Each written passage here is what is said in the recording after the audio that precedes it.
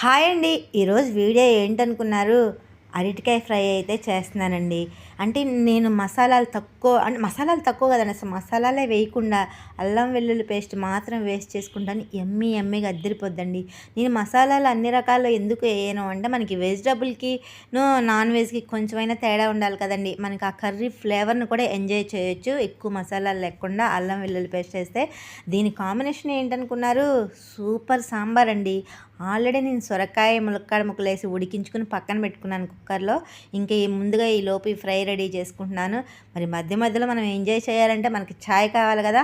Already పక్కనే ఛాయ్ కూడా మరుగుతుందండి. ఇంకా కొత్త కారం ఏమో దగదగా మెరిసిపోతూ నోరు కూడా ఊరిపోతుందండి. చూసారు కదా, ఛాయ్ రెడీ. ఇంకా నేను తాగడానికి రెడీ అయిపోతాను. కుక్కర్ మూత తీయడానికి చూసారు కదా నా కష్టాలు ఎలా ఉన్నాయి, సింగిల్ హ్యాండ్తో వీడియో తీసుకుంటూ. ఇంకా ఈరోజు ఈ కాంబినేషన్స్తో కుమ్ముడండి. మరి ఈ వీడియో మీకు నచ్చిందో కామెంట్ చేయండి.